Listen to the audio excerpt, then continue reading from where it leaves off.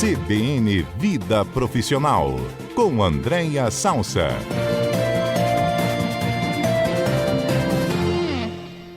Boa tarde, Andréia, tudo bem?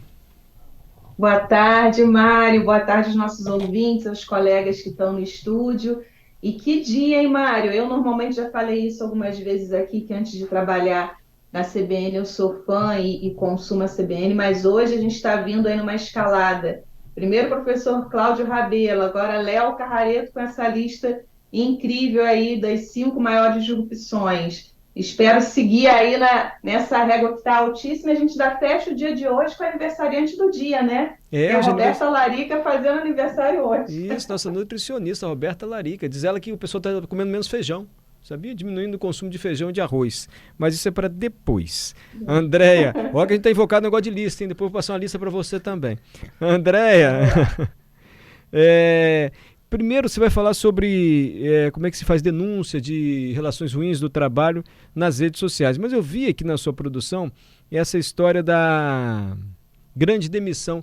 Eu nunca ouvi esse conceito, me perdoe a minha ignorância. O que foi isso exatamente? Na realidade, uns chamam da grande demissão e outros chamam da grande renúncia. A gente já falou em alguns momentos aqui sobre isso, que teve um movimento, começou nos Estados Unidos, onde as pessoas começaram a rejeitar os atuais ambientes de trabalho, sobretudo as relações com a liderança, e começaram a pedir demissão em massa, Mário. Não aquela demissão clássica que a gente conhecia mais antigamente, né, que a pessoa pedia demissão depois de conseguir um outro emprego no outro lugar. Não, a opção é: eu prefiro estar desempregado do que estar trabalhando neste lugar. E isso veio indo para vários países, inclusive chegou no Brasil, né? Existe já alguns estudos importantes já apontando que muitas pessoas vêm pedindo demissão e preferem o desemprego temporário do que ficar naquele ambiente onde ele está trabalhando, chamado a grande renúncia, que também teve um desdobramento de estudos, que é aquele quiet quitting, né? Que é a desistência silenciosa. Então, aqueles que não conseguem fazer a demissão, ou porque não tem uma rede de apoio suficiente para mantê-los ali durante um período no desemprego, ou porque não tem coragem, mas se mantém na organização, assumindo 2 tipos de comportamento: ou rejeitando aquele modelo, então eu não me adapto a esse modelo de comando-controle, onde eu não tenho espaços de fala, ou a minha liderança muito autoritária, ou eu fico ali, sabe aquela coisa que vou fazer o mínimo possível enquanto eu não consigo um outro local. Então, foram 2 movimentos mundiais que existiram, começou nos Estados Unidos, mas hoje já está bem conectado aqui no Brasil. E, sem dúvida alguma, o tema que a gente vai trazer hoje está diretamente relacionado a isso, que é uma nova hashtag chamada Quit Talk, que é os pedidos de demissão via redes sociais, em que alguns jovens vêm filmando ao vivo o pedido de demissão para que toda a rede, toda comunidade assista, e ali algumas, inclusive, associadas à denúncia, né, de maus tratos ou de uma relação. É muito polêmico, né, Mário? Você já viu algum vídeo desse, André? Eu vi depois que porque a gente tem um trabalho muito sério, né, aqui na CBN, que acho que os ouvintes não conseguem ver, mas a gente sempre fica pesquisando o que há de mais moderno para trazer as grandes pautas. E aí, nessa nossa pesquisa, Sim, a gente foi ver e, obviamente, correu atrás para ver. São vídeos em que é como se fosse uma live, né, Mário? Ao vivo. Então, vamos supor, eu vou pedir demissão de um determinado emprego. E aí, eu vou ser o meu chefe. E aí, eu ligo no ao vivo e está todo mundo vendo eu pedindo demissão. E alguns colocam humor, outros colocam uma postura mais agressiva, mas tem um movimento grande. E sabe onde, antes mesmo de eu conhecer esse movimento hashtag #QuitTalk, eu comecei a ver crescendo muito no LinkedIn, que é a rede social mais tradicional, né, de trabalho, pessoas mandando cartas enormes. Eu não sei se os ouvintes já viram, provavelmente sim, pessoas comunicando ou publicando a sua carta de demissão no LinkedIn. E aí, isso é muito contemporâneo, né, Mário? Contemporâneo, sobretudo, para o empregador, como que o empregador dá conta disso, uma vez que redes sociais, tudo se viraliza, né? E aí, ainda que aquela denúncia, vamos dizer assim, seja via TikTok, ou seja via LinkedIn, ou qualquer outra rede social, se aquilo não vamos dizer, uma fake news, até desconstruir aquela Nossa. imagem que já se passou. E o professor Cláudio Rabelo, lá dentro da perspectiva dele, né, falou o quanto alguns profissionais precisam ter competência em gerenciamento de crise, e isso não deixa de ser uma grande crise, né, dependendo de onde isso vai chegar, é muito sério. O empregador precisa se preparar, porque me parece que é uma tendência que vem crescendo, ainda que, por exemplo, no LinkedIn, alguns profissionais não citem claramente o nome da empresa, mas se você pesquisar, naturalmente você chega na empresa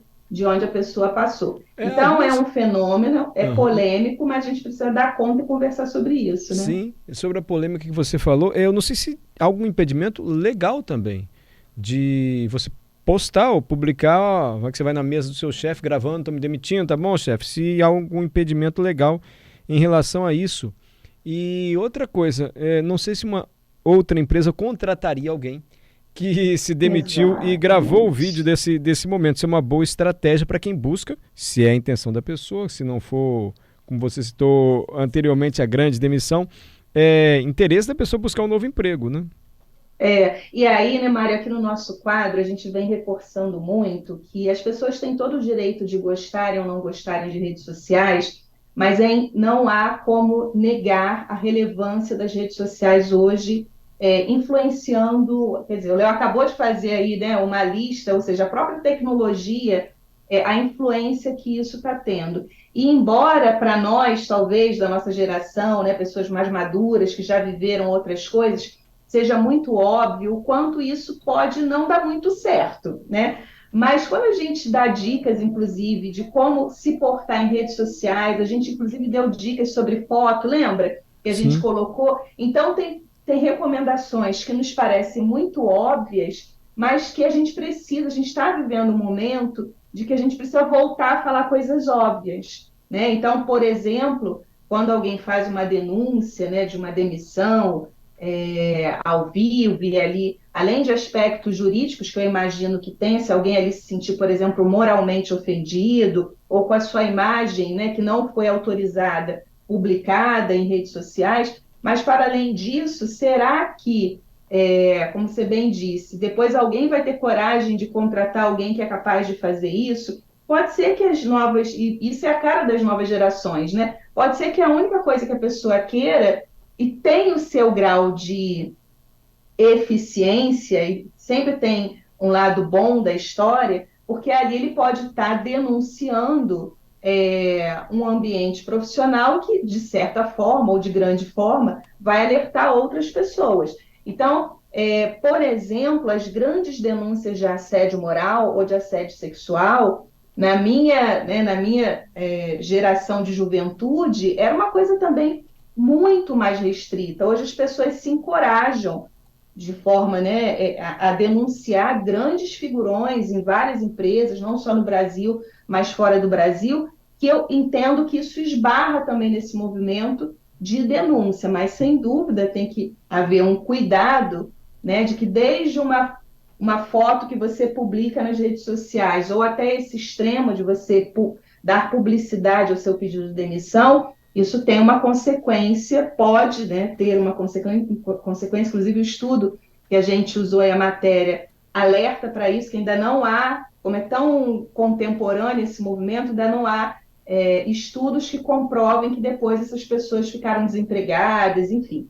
Mas fato é que isso é um dado de realidade, né, Mário? E o empregador, a liderança, ele precisa saber que isso é algo que pode acontecer. Então, não só a competência de gerenciar crise é algo que precisa ser destacado, mas também abrir espaço de diálogo, espaço de entender como eu posso me prevenir para que isso eventualmente não aconteça, e se acontecer, como que eu reajo a tudo isso. Então, De novo, a gente volta para a nossa discussão de já alguns encontros aqui, do quanto a força de trabalho ela está muito mais complexa e, portanto, gerenciar pessoas não é, como eu gosto de brincar, para amadores, né? Ser Não. líder, fazer gestão de pessoas tem sido cada vez mais desafiador, porque os comportamentos, a gente falou, né? Tanto o professor Cláudio Rabelo quanto o Léo falaram de cenários aí disruptivos e de múltiplos canais, né, que a gente precisa se relacionar. A gente pode falar também, sem dúvida, de comportamentos disruptivos, porque isso é um comportamento disruptivo e como que a gente, também se relacionando com múltiplos canais, precisa ter a capacidade de previamente fazer algum tipo de leitura comportamental, porque são movimentos que têm acontecido, né? Ótimo, André, obrigado. Nunca imaginei isso, que as pessoas iriam gravar o pedido de demissão, mas, enfim, é um movimento e André vai sempre nos atualizando. André é super atualizada. Estou pensando aqui, André, não sei, hein? Mas esse eu pensei agora fica muito genérico.